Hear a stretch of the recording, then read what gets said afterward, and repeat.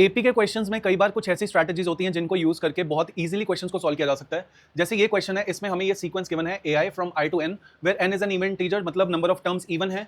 This is an arithmetic progression with common difference इसका 1 है। Summation of ai हमें given है 192 and summation of a to i is given as 120। तो summation ai का मतलब है कि सम ऑफ ऑल टर्म्स अगर मैं देखूं तो दिस इज गिवन एज 192।